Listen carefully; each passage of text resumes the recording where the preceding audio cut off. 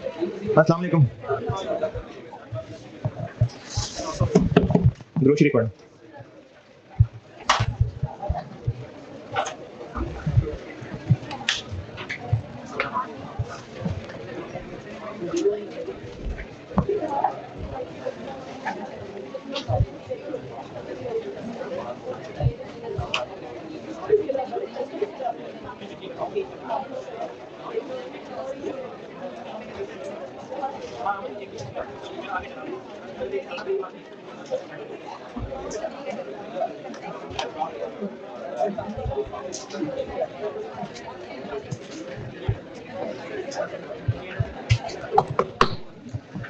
जिसके पास रिसोर्सेज ज्यादा थे, जिसके पास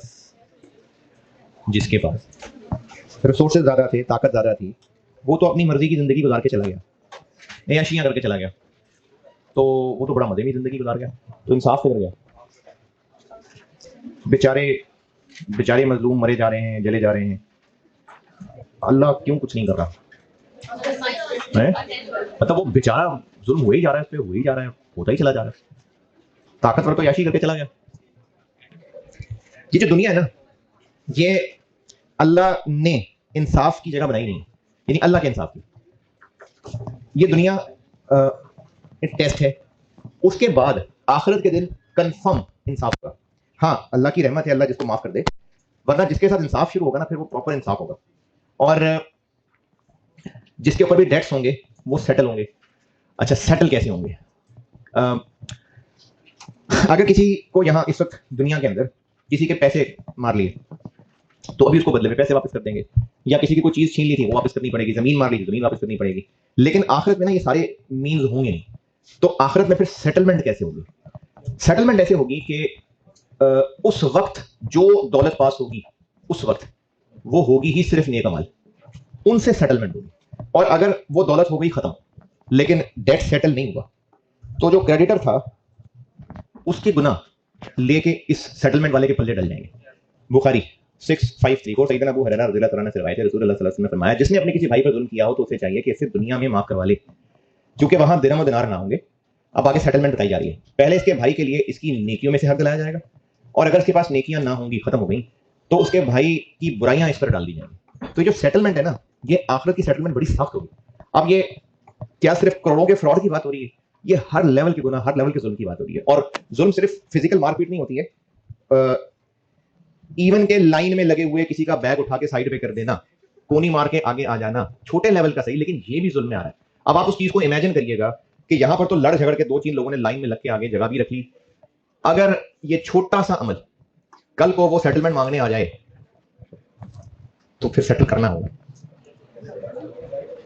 तो आप तोड़ा करें लाइन। एक सवाल दिया था मैंने और उसकी कैलकुलेशन सारी कर दी थी। एंट्रीज कहा था करने को, एंट्रीज टैली करवा रहा हूं।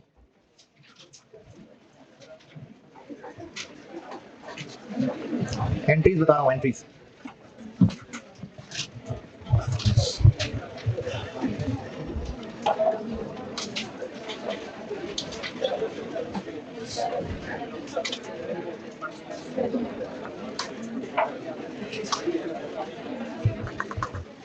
जो क्वेश्चन कल क्लास में बोर्ड पे किया था उसकी एंट्रीज बोल रहा हूं। 1 जनवरी 17 प्लांट डेबिट कैश क्रेडिट 360। इस पे किसी को कोई एतराज है तो शर्म आनी चाहिए। उसके बाद year and 31 December 17 depreciation debit accumulated depreciation and impairment loss credit 36।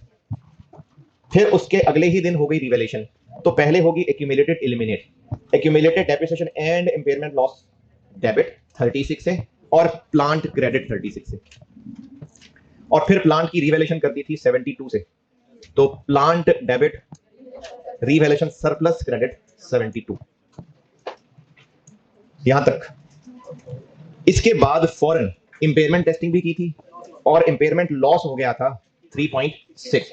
तो इस 3.6 के लॉस के लिए चूंकि पहले सरप्लस मौजूद है, तो revelation surplus debit accumulated depreciation and impairment loss credit 3.6। ये मैंने 1 जनवरी 18 की 3 एंट्रीज बोली। यहां तक कोई इख्तलाफ? उसके बाद 31 दिसंबर 18 डेप्रिसिएशन चार्ज होगी, depreciation debit accumulated depreciation and impairment loss 43.6। और चूंकि अब सरप्लस से ट्रांसफर भी हो रहा है तो revaluation surplus debit retained earnings credit 7.6। फिर अगले दिन रिवैल्यूएशन हो गई तो एक्यूमुलेटेड को एलिमिनेट करेंगे, कितनी 47.2। 47.2 43.6 नहीं 47.2। क्यों? क्योंकि accumulated depreciation and impairment loss पहले ऊपर वो क्रेडिट हुआ है 3.6 से, फिर उसके बाद दोबारा क्रेडिट हुआ था 43.6 से। तो जब रिवैल्यूएशन होगी तो एसेट को बिल्कुल जीरो से नया करना होता है, तो इसलिए पहले एसेट अकाउंट में नेट बुक वैल्यू लाते हैं, वो तभी आएगी जब सब एक्यूमुलेटेड जीरो हो जाएगी और फिर वो रीवैल्यू होता है। तो accumulated depreciation and impairment loss 3.6 भी क्रेडिट हुआ था, 43.6 भी क्रेडिट हुआ था, तो इन दोनों को मिला के एलिमिनेट करेंगे 47.2।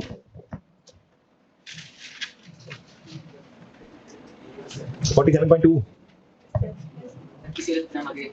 अच्छा, अब चूंकि वो हमने एक्यूमुलेटेड को ही एलिमिनेट कर दिया तो इसलिए फिर वो कल रिवर्सल नहीं की थी, क्योंकि रिवैल्यूएशन हो गई बस सब जीरो हो गया, इसलिए मैंने कहा था कि कल को इसको रिवर्स नहीं करने की जरूरत। उसके बाद प्लांट रीवैल्यू हो जाएगा डाउनवर्ड्स, तो revaluation surplus debit 60.8, P&L debit 19.2 और प्लांट क्रेडिट 80। 1 जनवरी 19 तक 31 दिसंबर 19 depreciation debit accumulated depreciation credit 33.6। अब सरप्लस ट्रांसफर नहीं था। फिर अगले दिन रिवैल्यूएशन नहीं हो रही, चूंकि रिवैल्यूएशन नहीं हो रही तो फिर एलिमिनेशन नहीं करनी, रिवैल्यूएशन करनी थी तो एक्यूमुलेटेड को एलिमिनेट करना था। अब 1 जनवरी 20 को रिवैल्यूएशन नहीं हो रही, सिर्फ इंपेयरमेंट टेस्ट ही हो रहा है, तो इसलिए एलिमिनेशन नहीं करनी। लॉस आ रहा था 7 मिलियन, तो 1 जनवरी 20 P&L debit accumulated depreciation and impairment loss credit 7। P&L ही ना, क्योंकि सरप्लस तो खत्म हो गया हुआ है। 31 दिसंबर 20 डेप्रिसिएशन की एंट्री 32.6 है। 1 जनवरी 21 लॉस रिवर्स कर रहे थे, तो लॉस रिवर्स की उलट एंट्री हो जाएगी accumulated depreciation and impairment loss credit debit और P&L क्रेडिट 6 से। वैल्यू तो सारी टेबल में निकालनी थी। 31 दिसंबर 21 डेप्रिसिएशन की एंट्री हो जाएगी 33.6। आप बताएं, आप जिससे पूछना है जी लिख दे कोई मसला नहीं, इंपेयरमेंट लॉस लिख दे P&L की जगह। चलें एक डिफरेंट वैल्यूज के साथ एक साल होमवर्क करते हैं, लिखें होमवर्क। रिवैल्यूएशन IAS 36 के साथ मिक्स होके उस तरह से आया नहीं है अभी, लेकिन एक साल अभी मैंने कल कर दिया, एक आप होमवर्क कर दें और सवाल लिख लें।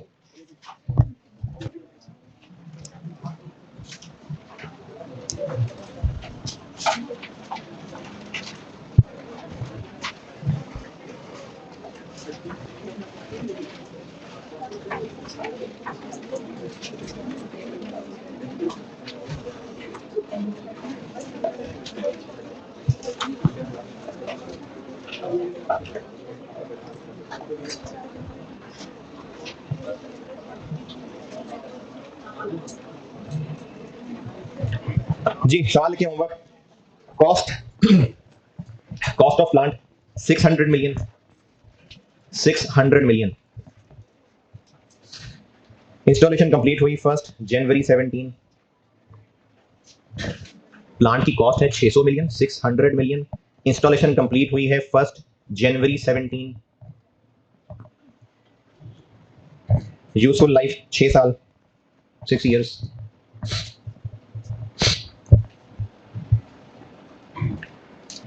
रिवैल्यूएशन मॉडल है, रिवैल्यूएशन मॉडल है। जनवरी दिसंबर अकाउंटिंग ईयर है।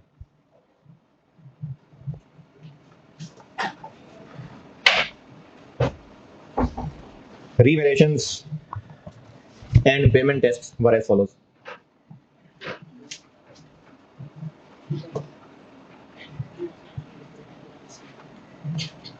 डेट बताऊंगा, value in use, fair value और कॉस्ट टू सेल।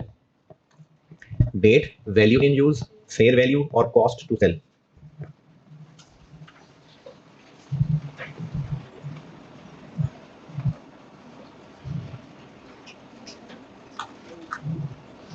डेट्स लिख लें 1 जनवरी 18, 19, 20 और 21।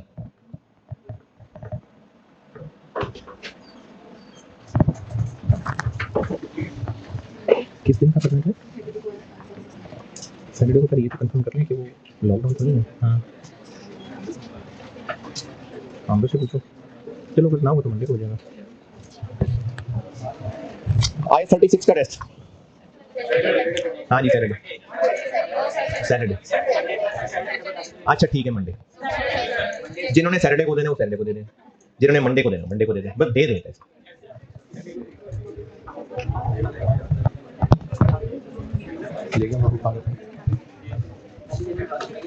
क्या लिखा? 1 जनवरी 18, 19, 20 और 21। वैल्यू इन यूज बता रहा हूँ, वैल्यू इन यूज बता रहा हूँ। 547, दूसरी है 525,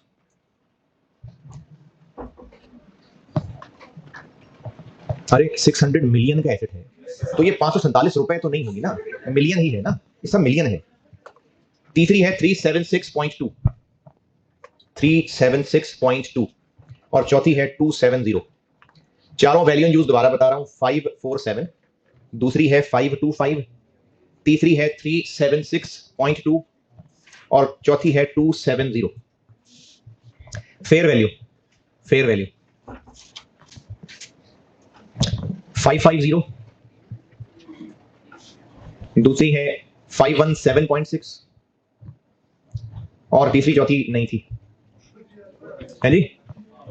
पहली थी 550, दूसरी 517.6 और तीसरी चौथी नहीं पता लग सकी। कॉस्ट टू सेल 5, 2.5, 1.25 और 1।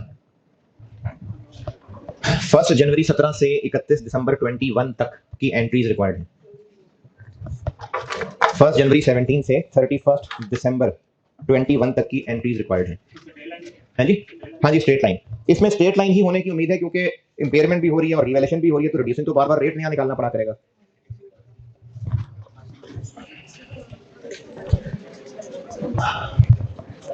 अच्छा, हर टॉपिक के बाद ना तो मैं आई केयर की बुक में से एमसीक्यूज भी इधर सामने डिस्कस कर लिया करूंगा। हाँ जी, क्या क्या करूं? स्क्रीन नहीं ऑन, तो अब क्यों ख्याल आया?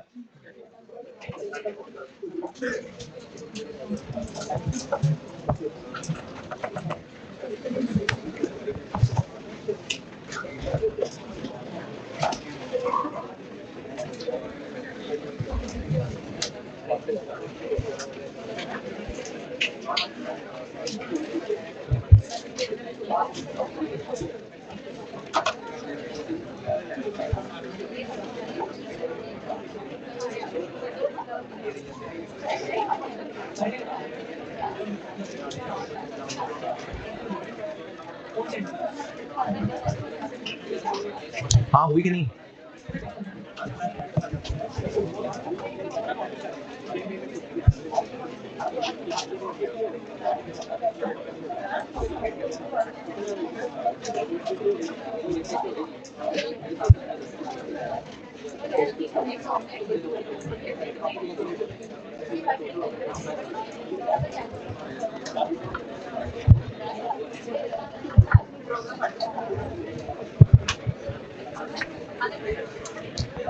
बेटे वो लाइट ऑफ करना, नहीं वो आगे ऊपर वाली सारी बस।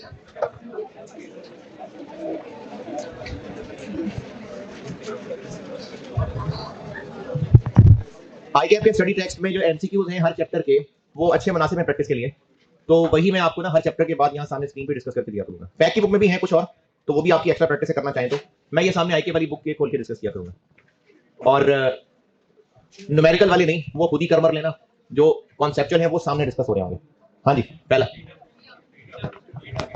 अगर fair value less cost to sell नहीं पता चल सकती तो value in use recoverable amount है।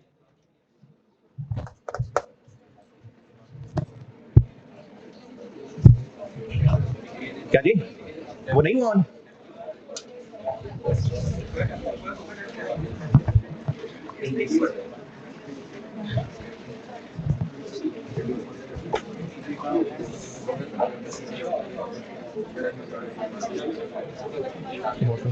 पॉज कर दो। हाँ जी, अब तक तो 10-20 कर लिए होंगे। हाँ जी, which two of the following, two indication है। अच्छा, जिसको डी का मतलब समझ नहीं आ रहा है ना, कोई मसला नहीं, ये तो है ही नहीं, इंक्रीज होना चाहिए था, ये भी नहीं है, तो पीछे ये दो ही रह गए। ये तो होता है, इसका मतलब है कि बिजनेस एसेट का यूज चेंज कर ले, तो ये थी इंडिकेशन। लेकिन अगर नहीं ये बात समझ आ रही तो ये तो पता चल रहा नहीं ये दो नहीं है, तो बस फिर ये दो ही है।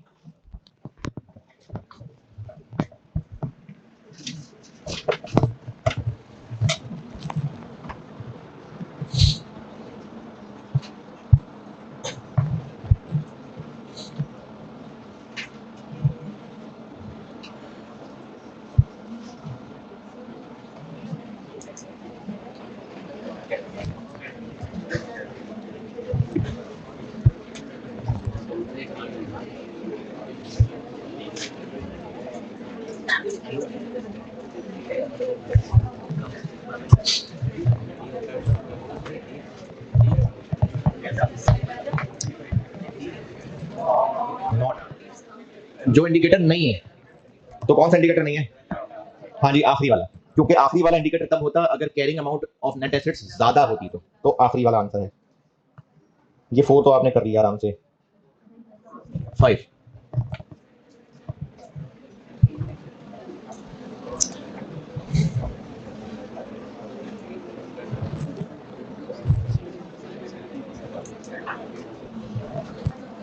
which of the following is not an indicator? Not.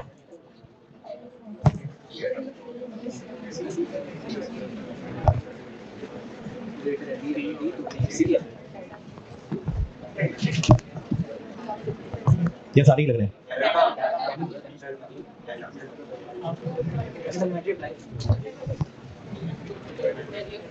Inventory पे तो अप्लाई नहीं होता, तो इन्वेंट्री का खराब होना कोई इंडिकेटर नहीं है, इस पे नहीं होता अप्लाई, तो ये नहीं है इंडिकेटर। बाकी 3 हैं। कॉस्ट ऑफ डिस्पोजल यानी कॉस्ट टू सेल,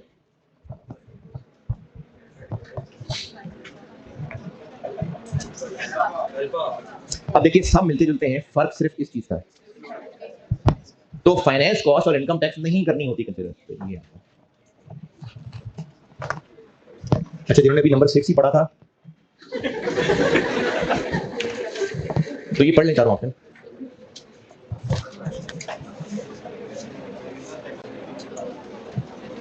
अच्छा, जो सही आंसर है उसके अलावा बाकी सही क्यों नहीं है, ये भी मकसद है इस प्रैक्टिस का।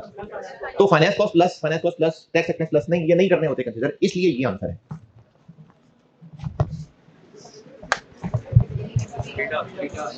सोल्यूशन खोला हुआ सामने, मैंने तो भी इस तक ही पहुंचा था। कैरिंग अमाउंट, अच्छा ये क्या है? रिकवर्ड थ्रू यूज और सेल, ये रिकवरेबल अमाउंट है। वैल्यू इन यूज और fair value cost to sell, तो अगर कैरिंग अमाउंट रिकवरेबल अमाउंट के बराबर है, नहीं, कैरिंग अमाउंट अगर रिकवरेबल से ज्यादा है तो ये है एसेट इम्पेयर होना।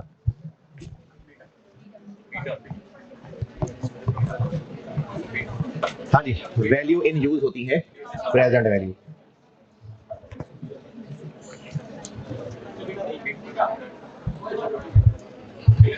अच्छा वैसे ये ना मेरे ख्याल में अंग्रेजी की गलती है, ये इंक्लूडिंग का वर्ड ठीक नहीं है, कॉमा होना चाहिए था। यानी फाइनेंशियल एसेट्स कहते हैं डेटर्स को, तो इन्वेंट्री पे अप्लाई होता है नहीं, रिसीवेबल्स पे अप्लाई होता है। ये आपके सिलेबस की चीज नहीं है, लेकिन इस पे भी अप्लाई नहीं होता। Assets held for sale, PPE और इंटेंजिबल, इस पे होता है अप्लाई।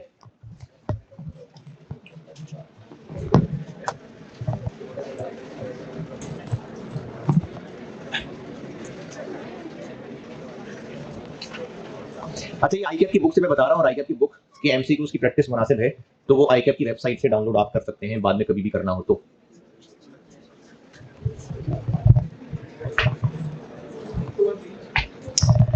इनमें से क्या सच है? इम्पेयरमेंट रिव्यू यानी impairment test must be carried out annually on all intangible, नहीं ये गलत है। Fair value less cost to sell ना हो, fair value less cost to sell ही अगर कैरिंग अमाउंट से ज्यादा है तो वैल्यू यूज निकालने की जरूरत नहीं है, सही है। इम्पेयरमेंट लॉस पीएनएल में जाना चाहिए अनलेस के वो सरप्लस को रिवर्स कर रहा हो, ये भी सही है। तो ये दोनों सही है, 2 और 3। रिकवरेबल अमाउंट क्या होती है? सी। क्वेश्चन 12 आपने कर लिया।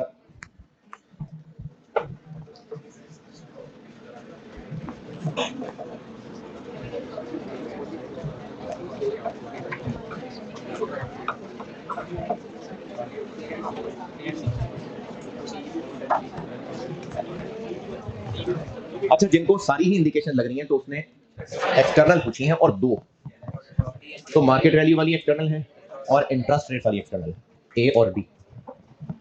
ऑब्सोलिसेंस इंटरनल है, परफॉर्मेंस का खराब होना इंटरनल है। तो पहली और चौथी। क्वेश्चन 14 आसान सा था, आपने कर लिया। 15 इनकम टैक्स को कैश फ्लोज में शामिल नहीं करते। 16 भी देखो आसान सा था, हो गया। 17 भी हो गया, 18 भी गया, 19 कितने आराम से होते जा रहे हैं। 21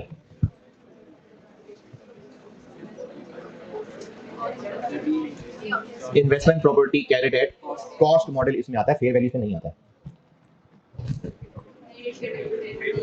इन्वेस्टमेंट प्रॉपर्टी फेयर वैल्यू वाला इसमें I-36 में नहीं फॉल करता। अगर इम्पेयरमेंट लॉस आ जाए तो उसको फौरन रिकॉग्नाइज कर लेंगे, या कुछ ईयर में फैला फैला के तसा के, या जब मैनेजमेंट का दिल करे, या जब ऑडिटर का दिल करे, फौरन।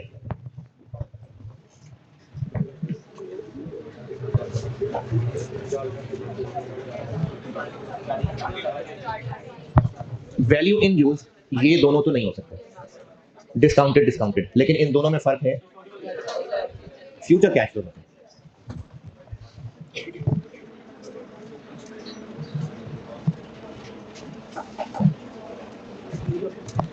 Which of the following element is not considered?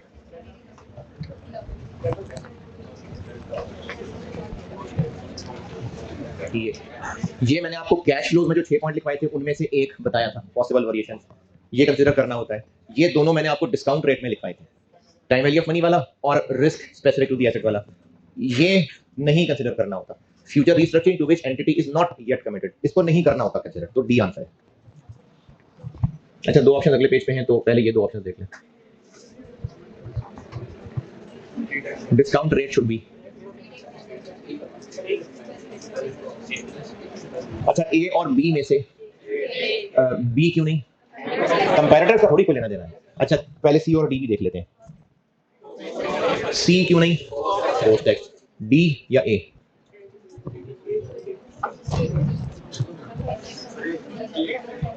D पढ़ लिया, अब ए दोबारा देखें। सेम है। मार्केट असेसमेंट, तो मार्केट असेसमेंट या एंटिटीज असेसमेंट? मार्केट असेसमेंट, तो ए आंसर है।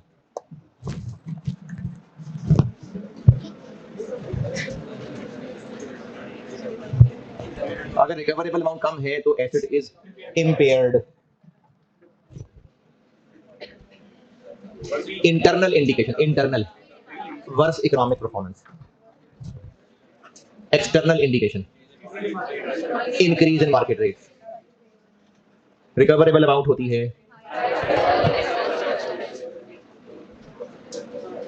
इनमें से क्या है जो कॉस्ट टू सेल में नहीं लेना? Cost to dismantle machine, dismantling का खर्चा किसी सूरत नहीं कंसीडर करना होता है, आ सकता है। ऑक्शन ईयर फीस होता है, अगर हमने कोई एसेट तरीका ही ये हो कि इसको नीलामी करके बिकवाना हो, तो नीलामी वाले की फीस कॉस्ट टू सेल है। ट्रांसपोर्ट कॉस्ट बिल्कुल आएगी। स्टैंडर्ड वेजेस का मतलब है जो उनको हमने स्टैंडर्ड देने ही देने पैसे, तो ये कंसीडर क्यों नहीं होंगे? क्योंकि इंक्रीमेंटल होने चाहिए, तो स्टैंडर्ड वेजेस। अगर फेयर वैल्यू नहीं पता चल सकती तो value in use. Future cash flows में इनको शामिल नहीं करना। Benefit from future restructuring. अच्छा हाँ, इसमें हो सकता है किसी को लगे कि ये क्यों करना, ये भी तो नहीं करना। इसका मतलब ये नहीं लिखा हुआ कि जो इन्वेंट्री बन चुकी हुई है उसकी सेल, बस कहा है इन्वेंट्री जो प्रोड्यूस हुआ करती है, तो हाँ वही तो इनफ्लोज होते हैं। जो प्रोडक्ट बना के बेचते हैं उसी की सेल ही तो इनफ्लो होती है, तो ये करना होता है कंसीडर। फ्यूचर रीस्ट्रक्चरिंग को इग्नोर करना होता है।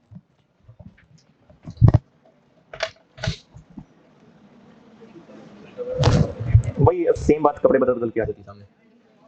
तो recoverable amount value in use होगी। Which two? External. Fall in value or increase in market rate. Which of the following future cash flow should not be included? Income tax. 37 आपने कर लिया आराम से। 38.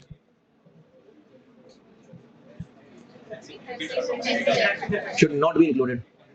Enhancing asset performance वाले। जब asset impair हो जाता है तो उसको गिरा के कहां तक ले आते हैं? रिकवरेबल अमाउंट तक। एन इंपेयर्ड एसेट यानी जिसकी इंपेयरमेंट कर ली, तो इंपेयरमेंट करने के बाद गिर के कहां तक पहुंच जाएगी वैल्यू? रिकवरेबल अमाउंट तक। External,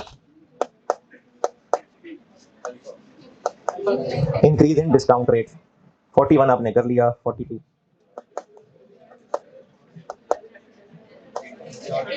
which to internal damage और performance worse than expected.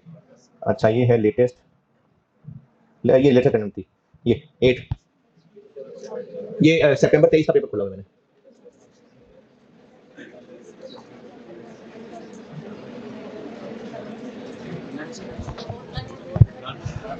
It is always necessary to determine both नहीं an entity shall estimate recoverable amount at each year end नहीं तो दोनों ही झूठ बोल रहे हैं। और ये छोटा सा कैलकुलेशन का सवाल है, ये तो आपने ऐसे कर ही लिया। ये उससे पिछली अटेम्प्ट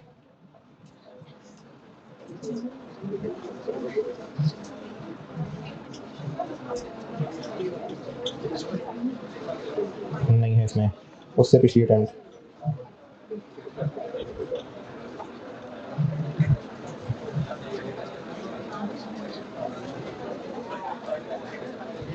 और उससे पिछली अटेम्प्ट ये एक्चुअली वही था, ये आईके अपनी बुक में डाला हुआ। अच्छा जी ये थे जी IS 36 के एमसीक्यूज। लाइट करें ऑन।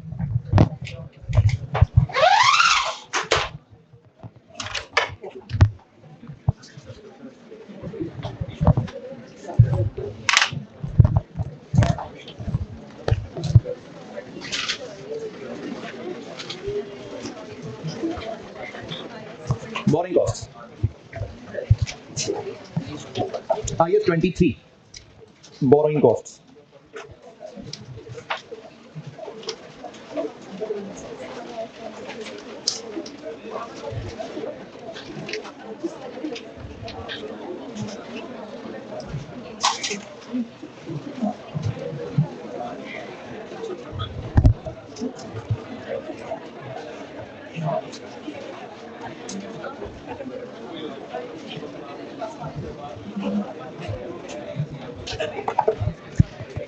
बोरिंग बोरिंग क्या होती है? बोरिंग उधार लेना। अच्छा अच्छा ये तो चलो वैसे दुकान से कुछ चीज उधार खरीद ली, लेकिन बिजनेस पॉइंट ऑफ व्यू से बोरिंग किसको कहेंगे? लोन्स को। लोन बोरिंग कॉस्ट क्या हुई? इंटरेस्ट। ये तो मिसाल हो गई। बोरिंग कॉस्ट क्या हुई? जब बोरो करेंगे, जरूरी नहीं करते वक्त बोरो करेंगे अगर 100 मिलियन तो कल को वापस भी 100 ही होगा या ज्यादा, तो जो ज्यादा होगा वो हमें कॉस्ट पड़ रही है। तो बोरिंग कॉस्ट होती है बोरो करने की कॉस्ट, शुरू से लेके एंड तक, चाहे वो इंटरेस्ट है चाहे शुरू में पड़ने वाले चार्जेस हैं। इस IS में ना 3 टर्म्स पहले समझने वाली हैं। एक है qualifying asset, qualifying asset, qualifying asset. कुछ एसेट्स ऐसे होते हैं जो खरीदते ही वर्किंग कंडीशन में होते हैं, जैसे गाड़ी, PPE, फर्नीचर, बिल्डिंग। और कुछ हैं जिनको खरीद के भी टाइम लगेगा इंस्टॉलेशन में। सबसे बात करो, एनएक वाले भी बगैर एनएक वाले भी, सबसे सारे के सारे।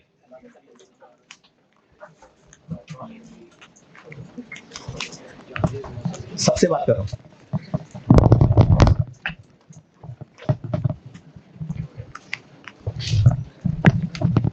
बिल्डिंग खरीदते ही वर्किंग कंडीशन में है, लेकिन अगर बिल्डिंग खुद बनानी है तो वर्किंग कंडीशन में लाने में टाइम लगेगा। और AC खरीदें तो वर्किंग कंडीशन में लाने में बहुत टाइम लगेगा, नहीं घंटे 2 घंटे लगेंगे। प्लांट खरीद लिया, इंस्टॉलेशन में टाइम लगता है। तो कुछ एसेट्स खरीदते ही वर्किंग कंडीशन में है और कुछ हैं जिनको वर्किंग कंडीशन में लाने में टाइम लगता है, उसको क्वालिफाइंग एसेट कहते हैं। An asset that necessarily takes substantial period of time. अच्छा सब्सटेंशियल जो है ना, ये डिफाइंड नहीं है, बस बहुत ज्यादा। तो आपके सवालों के लिए महीनों तक जो चलेगा, महीनों होंगे। Substantial period of time to get ready for intended use.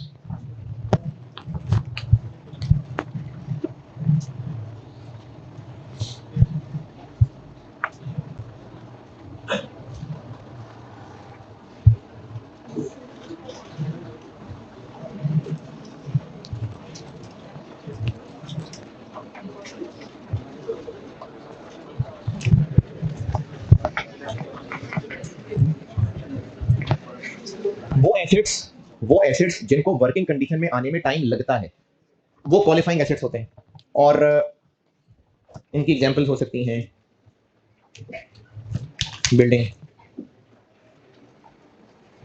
और मैन्युफैक्चरिंग, जो प्लांट एंड मशीनरी होती है, मैन्युफैक्चरिंग प्लांट। इसके बाद पढ़ाने आईएएस इन्वेस्टमेंट प्रॉपर्टीज, ये भी क्वालिफाइंग एसेट होता है। अच्छा, बिल्डिंग जो बना रहे हैं, अगर खरीद रहे हैं बनी बनाई, वो क्वालिफाइंग एसेट नहीं है। वो एसेट क्वालिफाइंग एसेट है हमारे लिए जिसको खरीदने से लेके वर्किंग कंडीशन में आने तक टाइम लगता है। मटेरियल खरीदेंगे, बिल्डिंग कंस्ट्रक्ट करेंगे, तो वर्किंग कंडीशन में आने तक टाइम लगता ही लगता है। वो है जो क्वालिफाइंग एसेट है। इंटेंजिबल एसेट्स भी हो सकते हैं, सॉफ्टवेयर खुद बनवा रहे हैं, खुद बना रहे हैं, क्वालिफाइंग एसेट है। इन्वेंट्री है, ये कैसे हो सकता है? घर बना बना कर बेचते हो तो वो हमारी इन्वेंट्री हो सकती है जी। हाँ हाँ हाँ, उन दरख्तों को उगने में टाइम लगेगा, बिल्कुल सही है। बेयरर प्लांट्स, ये दरख्त होते हैं, और ये IS 41 है, ये FAR 2 में आएगा। इसमें गाय भैंसें भी होती हैं, उनको डेप्रिशिएट भी करते हैं। हाँ हाँ हाँ, गाय भैंसें भेड़ें,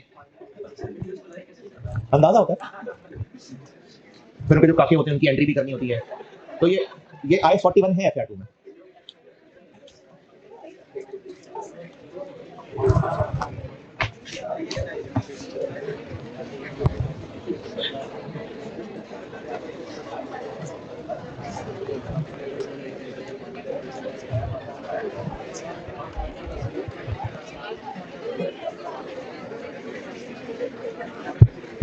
बोरोइंग, अच्छा बोरोइंग है तो लोन ही, लेकिन मुख्तलिफ मिसालें इसलिए बता रहा हूँ कि सवालों में इनके नाम आपको देख के पहचान हो जाए कि ये बोरोइंग है जो मुख्तलिफ नामों से होते हैं। जैसे एक तो लोन है,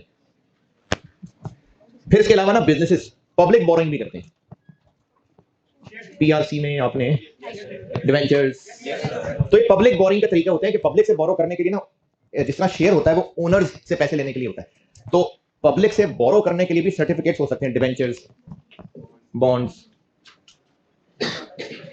ये बॉन्ड वो प्राइस बॉन्ड वाले नहीं है, जेम्स बॉन्ड वाला भी नहीं है, ये डिवेंचर वाले ही होते हैं। और टर्म फाइनेंस सर्टिफिकेट, इसको कहते हैं TFC, टर्म लोन, वो लोन हो गया ना। फिर इसी तरह से लोन नोट्स हो सकते हैं, रिडीमेबल प्रेफरेंस शेयर्स हो सकते हैं।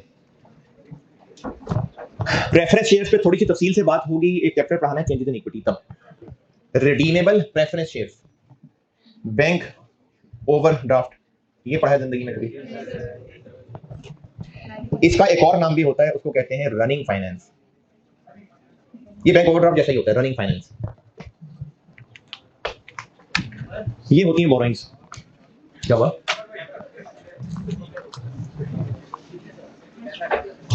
क्या इधर नहीं है मेरा? अब ठीक है।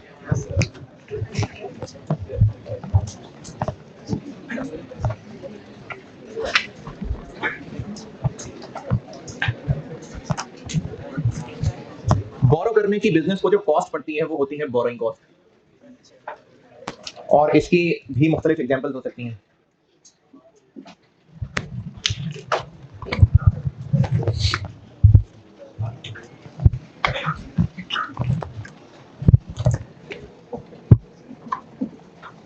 इंटरेस्ट, अच्छा, जो इंटरेस्ट है ना, इसके साथ जो अंग्रेजी लिख रहा हूँ है तो ये FAR 2 की, लेकिन अंग्रेजी याद रखते हैं, ये MCQs में काम आ सकती है। Interest cost using effective interest rate method, ये FAR 2 में है, इफेक्टिव इंटरेस्ट रेट मेथड। ये नाम बस FAR 1 में याद रखें। फिर इसी तरह से कुछ के ऊपर मार्कअप भी होता है, TFC के ऊपर मार्कअप हो सकता है। ये मार्कअप वो मार्जिन वाला मार्कअप नहीं है, ये इंटरेस्ट ही का एक और नाम है। कुछ और वन ऑफ चार्जेस भी हो सकते हैं। वन ऑफ चार्जेस से मुराद है कोई प्रोसेसिंग चार्जेस वगैरह वगैरह। फिर इसके अलावा एक मिसाल है जो MCQs में काम आ सकती है, अदरवाइज ये FAR 1 से ऊंची है, वो है एक्सचेंज गेन या loss relating to foreign currency borrowings. अगर कोई फॉरेन करेंसी बोरोइंग है ना, उससे रिलेटेड एक्सचेंज गेन लॉस हो सकता है। ये ऐसे में नहीं होता, ये अगले लेवल का है, लेकिन नाम की हद तक हो सकता है एमसीक्यूज में टेस्ट हो जाए। एक्सचेंज गेन और loss relating to foreign currency borrowing है जी। जी एक्सचेंज रेट का जो डिफरेंस है, exchange gain loss relating to foreign currency borrowing.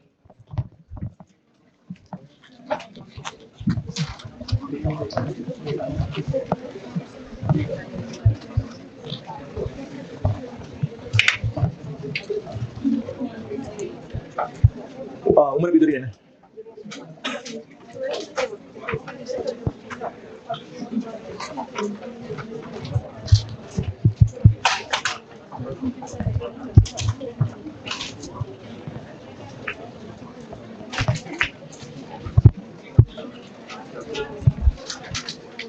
जी जी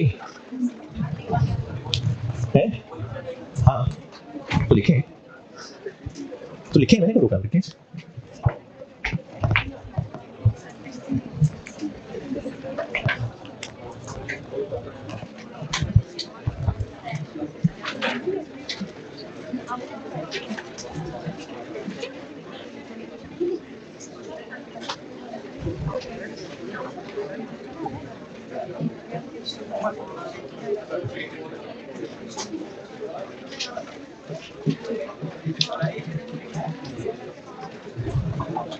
वो लिखिए, एक बिल्डिंग कंस्ट्रक्ट करनी है और उसके लिए कोई इक्विपमेंट किराए पे लाना पड़ेगा। उस इक्विपमेंट का किराया बिल्डिंग की कॉस्ट में ऐड होगा। कितने अरसे का? जितने अरसे तक वो वापस नहीं करते, फिर जितने अरसे तक वो बिल्डिंग की कंस्ट्रक्शन में यूज होगा। बिल्डिंग की कंस्ट्रक्शन करनी है और पैसे नहीं है हमारे पास, पैसा किराए पे लाना पड़ेगा, तो पैसे का किराया बिल्डिंग की कॉस्ट में ऐड होगा। ये बात बताने के लिए ये आईएस बना है कि बोरिंग कॉस्ट का करना क्या है। अगर बोरिंग कॉस्ट क्वालिफाइंग एसेट के रिलेटेड है, क्वालिफाइंग एसेट से रिलेटेड कैसे हो सकती है, क्योंकि ये बोरो करके बना रहे होंगे, तो अगर इससे रिलेटेड है तो उस बोरिंग कॉस्ट को इस एसेट की कॉस्ट में ऐड करेंगे।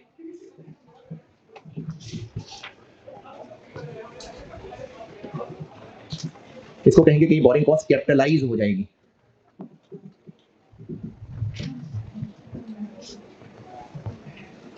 क्वालिफाइंग एसेट की कॉस्ट में ये ऐड हो जाएगी।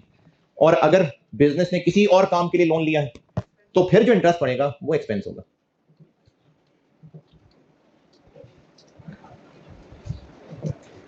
कोई एसेट खरीदने के लिए लोन लिया है तो वो क्वालिफाइंग एसेट तो नहीं है। सैलरीज पे करने के लिए लोन लिया है, कोई और काम के लिए लोन लिया है, तो उस पर जो इंटरेस्ट पड़ेगा वो एक्सपेंस है।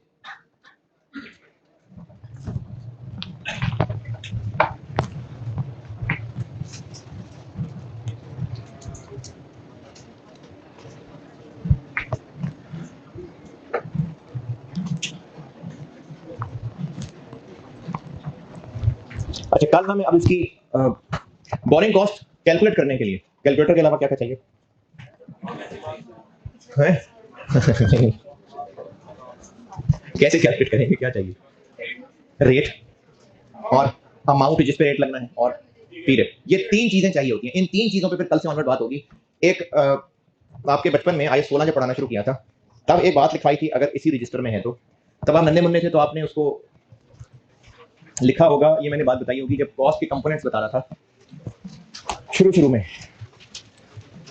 कॉस्ट के components, purchase, installation, testing, transportation, तब एक बात ये बताई थी कि अगर एसेट उधार पे खरीदा है और वो पेमेंट डेफर्ड है बियॉन्ड नॉर्मल क्रेडिट टर्म्स, तो एक बात ये बताई थी कि जो डिफरेंस है वो इंटरेस्ट रिकॉर्ड होगा ओवर द पीरियड। मिला? तो तब तो नहीं बताया था, अब बता रहा हूं, वहां पर लिख लें अगर पहुंचे तो। और अगर गुम हो गया कि पुराने बक्सों में रख दिया है तो आज वाले पेज पे लिख लेना बेशक। नहीं मिला? चले नहीं मिला तो आज वाले पेज पे लिख लें, कोई बात नहीं। बताने ये लगाऊं कि तब आई 16 में बताया था कि अगर हमको एसेट खरीदते हैं बियॉन्ड नॉर्मल क्रेडिट टर्म्स उधार पे, तो उसकी कैश इक्विवेलेंट प्राइस को कॉस्ट में ऐड करते हैं और जो ऊपर वाला एक्स्ट्रा पैसा है उसको इंटरेस्ट रिकॉग्नाइज करते हैं। अगर वहां पेज मिल गया है तो वहां लिखने के उसको इंटरेस्ट रिकॉग्नाइज करते हैं एज पर आईएस 23। पूरी लाइन दोबारा से बता दूं तो बचपन में बताई थी यार, लंबी लाइन थी। क्या ऐड करना है? अभी क्या ऐड करना है? जो लिखा था ना कि इंटरेस्ट रिकॉग्नाइज करेंगे, उसके साथ सिर्फ इतना लिख लें कि इंटरेस्ट रिकॉग्नाइज करेंगे एज पर IS 23। यानी अगर वो प्लांट जो हम खरीद रहे हैं वो क्वालिफाइंग एसेट हुआ तो वो इंटरेस्ट इस प्लांट की कॉस्ट में ऐड होगा, और अगर वो क्वालिफाइंग एसेट ना हुआ तो एक्सपेंस ना। चलो ठीक है जाए।